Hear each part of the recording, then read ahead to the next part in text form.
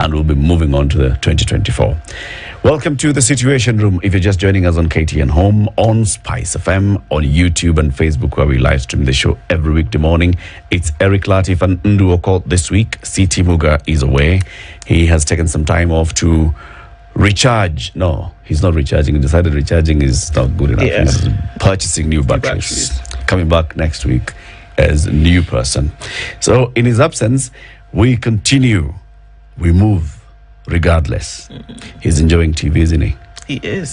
Yes. Like some shows, Alvin and the Chipmunks. I'm sure he's bound to enjoy things like that.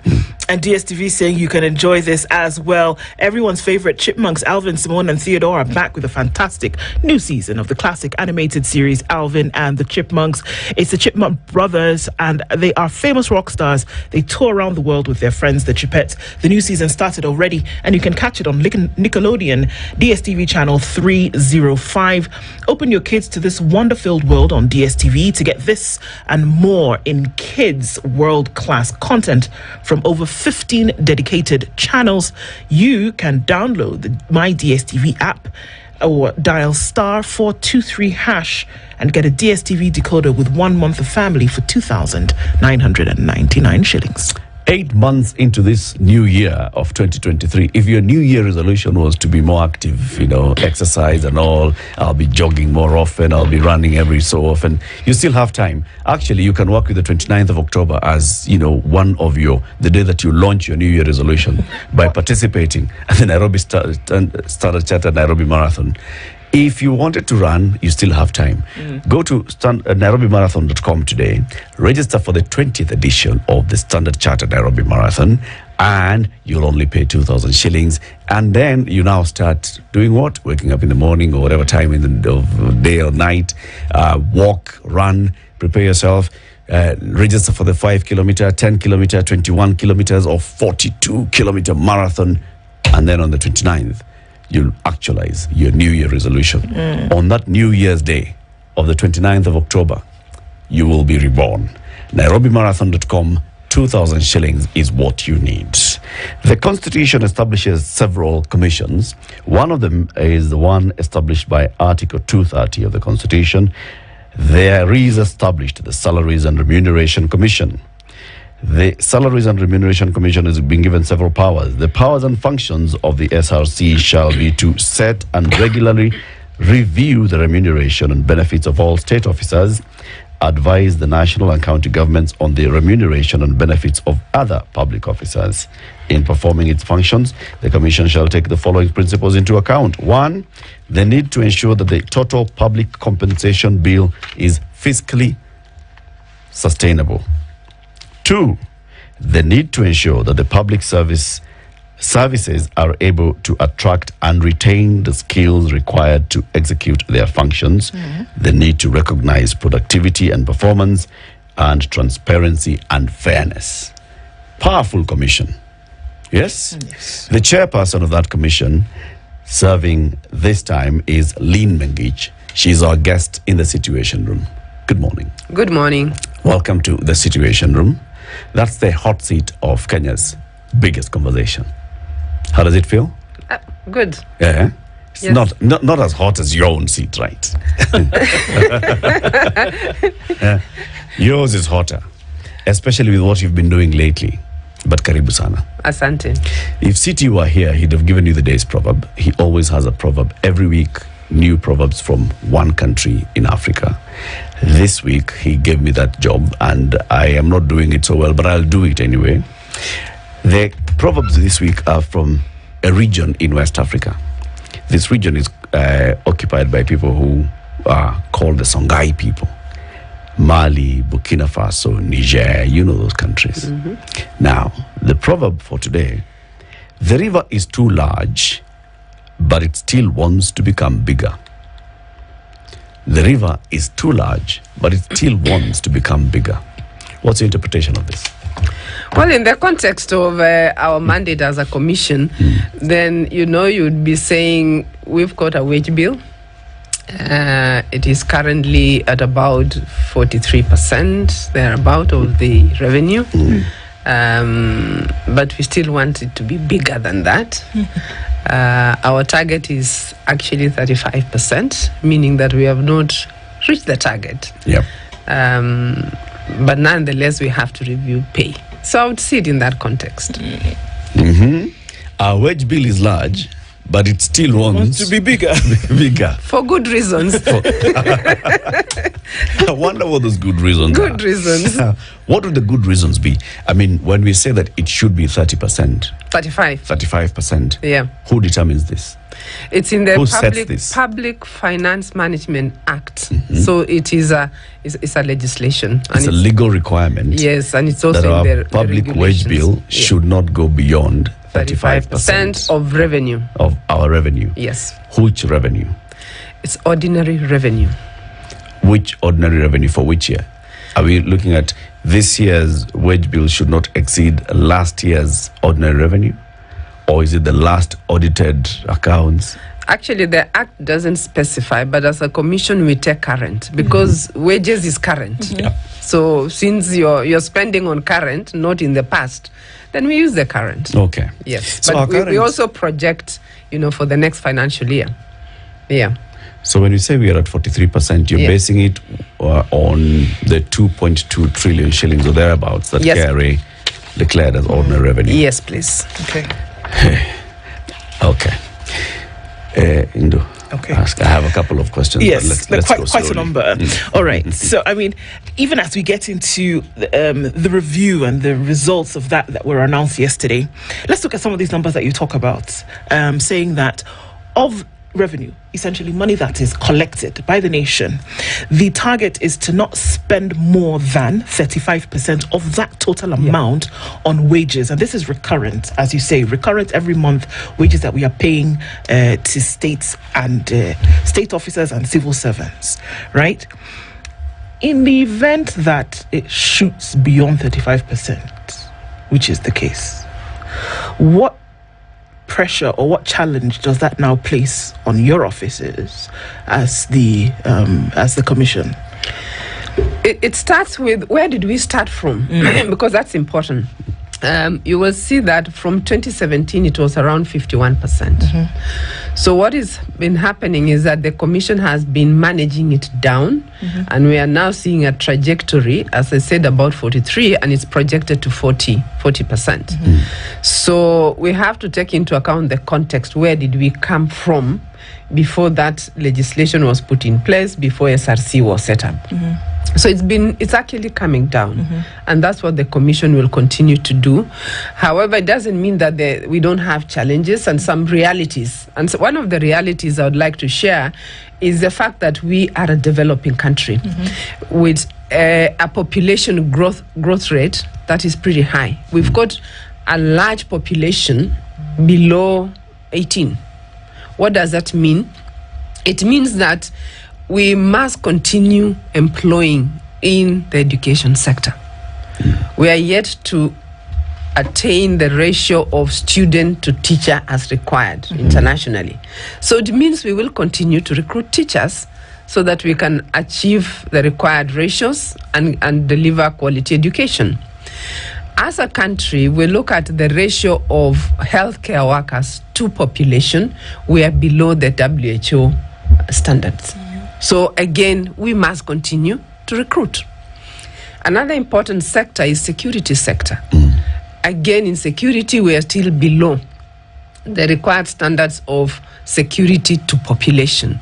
So what it then means is, much as we have the 35% regulation, we also have to look at the context of our country today and acknowledge that the services must reach the population. We are not there yet. So, and that is what we have to balance is, yes, we've got to manage the wage bill, but the reality is we've got to deliver services. And it is therefore something that we can say is justifiable, that we must reach the citizens with the services. not just to say we must achieve the 35. It's a question of a balance. It's a balance between those. So there is the number of people offering the service, and there's the amount of money paid to each individual offering the service. Which of those two is a bigger mandate for you? Like you're saying, you're looking at balancing and the need. The reality on the ground is that we need more people to deliver services. Does that mean that we need to pay more to those more people that we're paying, that are delivering services? Not necessarily, because when we look at what are the drivers for the wage bill, because I think that's the first thing is to ask is what is driving the wage bill. So one is numbers, right? Yeah. So if we were to achieve the 35%, what are the things we must look at to get there? The first one of those is, which is not an SRC mandate, is revenue. As revenue goes up, you will definitely see that the ratio will come down. So one of the big conversations, and you will see yesterday in our discussion, we had the CS National Treasury, because there is a very important factor that the Treasury plays in terms of revenue. So that's one big thing that we must watch is, it's not about the absolute amount of wage bill that we should be worried about. It is the ratio to revenue, which means that if we grow the revenue, actually we would not have a big problem. Then the balance would come. We would then be able to recruit more in the essential services and still be able to attain that ratio. Now, so that's one. The other lever is what we do as a commission on a day-to-day to manage the wage bill. And it's got two elements. One is that we've got an obligation to continue reviewing pay for good reasons, and I can share those reasons. But we also have another obligation to make sure that the wage bill is being spent in the right way, so that we don't have public resources being wasted.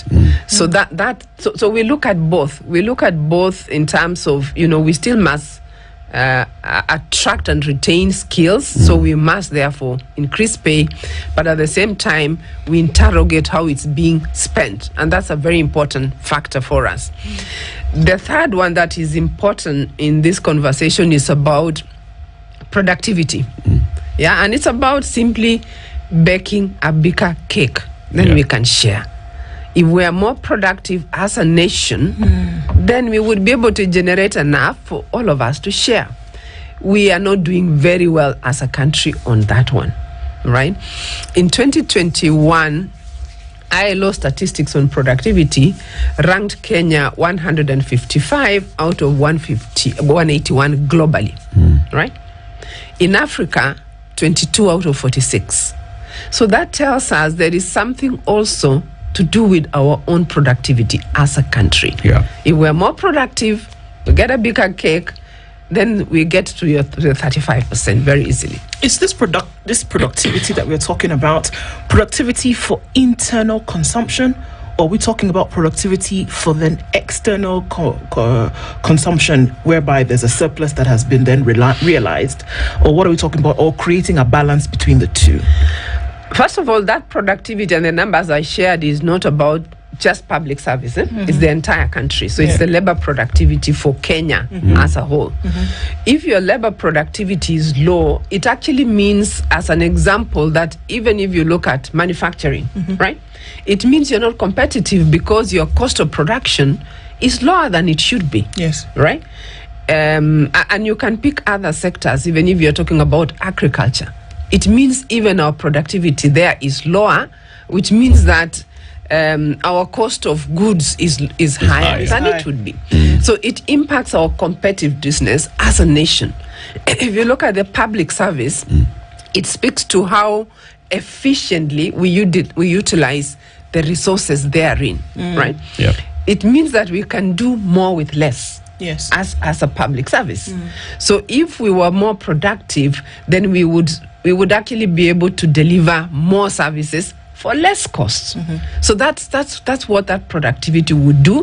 It would enable us, for one, that the whole country is more productive, which means that there is more revenue, right? Because, revenue comes from production in the private sector. Yes. So if the private sector is more productive, Yeah. then obviously we generate more revenue. Yeah. But it also means better service delivery to the citizens from the public service. Right. Because then we are able to focus on the outcomes, not the processes.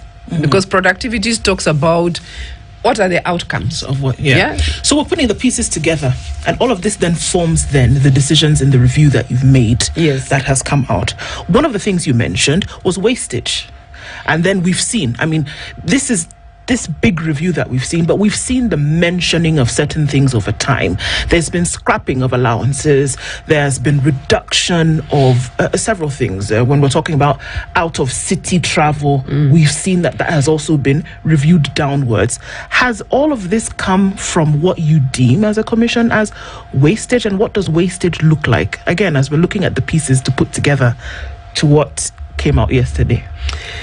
Yes, when it talks about, and Eric mentioned earlier at the beginning that basic salary is probably not the problem because those ones you can control.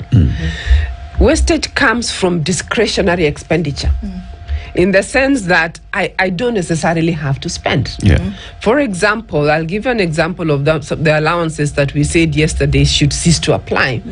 So an institution decides to form committees internally to do the work that you are appointed to do and pay an allowance. So we're saying that is double compensation. Or you want to develop a policy and you go for a retreat. But remember, you're doing the job you are appointed to do policy work, because someone must be appointed to do policy. Yeah. But what do? You pay retreat allowance. So again, you can see that is double compensation. Or you form task forces within the institution. Now, we are then saying those task forces are discharging the mandate of that institution. So surely it must have been allocated to someone. Yeah. So why are you then paying a task force on top of your salary? Now come to the per diem. That is the domestic, the travel allowance. The issue there today is we have allowances in different clusters, right? So if you travel to Mombasa, the cities, you get more. If you travel to other towns, you get less. What does that mean is that everybody travels to the large cities. Yeah. So you find everyone, whether you are from western part of the world or Rift Valley, you're all going to Mombasa, right? Those in Mombasa are going to Nairobi or elsewhere. So what that means is that you're actually spending much more than the allowance, the DSA. What we are worried about there is the cost of travel and time that you're spending, which we don't cost, right? So this review says, let it be uniform across the country. That then means that you can actually have your meetings at the nearest location. You may not save on the DSA, but you save on the other hidden costs that come with traveling to the cities to get the higher allowance. So now you've normalized and regularized. There's nothing like city and town and village. No. Kenya as long is as Kenya. you're out of office, we have said within a radius of 50 kilometers. you can only go within a radius. What if you go beyond the 50 kilometers? You can only claim once you go beyond the 50, because within 50 You're it within is your office. normal Duty. your normal duty station. Yes, please. You're within office. Yeah, you're within office. Let's do a bit of some definitions, because there's always these two terms, public and state. Who are public officers and who are state officers? Public officers is everyone who works for the public service. It includes state officers. Okay. Okay. But when we then say state officers, they are defined in the Constitution. It actually says who is a state officer. And it will define starting from the president. So basically, the executive, presidency, CSS, PSS, constitutional commissions, the judiciary, that's the judges, magistrates. In the legislature, it will be all the senators, the MPs, the county assemblies. So that's state officers. Okay. Then the Constitution, then the others calls other That's why it says state and other Officers. public officers. So other then defines everyone else, from civil service, from disciplinary forces, the teachers. It will also include the state-owned enterprises, so universities. So the rest now becomes other public officers. Okay. Yeah. Then there are various employers in this public space. There's the Public Service Commission, the Parliamentary Service Commission, the Judicial Service Commission, the National Police Service Commission. Then you have the military, also the Defense Forces. They're an employer. You go to the counties, you have the County Public Service Board, the County Assembly Public Service Board. All of these operate sort of different, or are they all bound by the SRC's recommendations? All these are employers, as you rightly put it. The employer has a responsibility that goes beyond remuneration. They have, for example, roles that to do with general terms and conditions of service. Those ones for Parliament, for example, they look at facilitation of members of Parliament to do their work. But when it comes to remuneration, then the Constitution is very clear. For state officers, the Commission sets. Okay. So we set. You set the salary for president, cabinet, MPs, judges, magistrates, governors, MCAs. Yes. Okay. So we set. Okay. The Constitution is very clear. It calls it setting. So we set. For the others, it says to advise. Now, what does that advice means? And this has been interpreted in many court cases that it is not advice that you give in vain, right? It is expected that you implement. Today, I can actually say that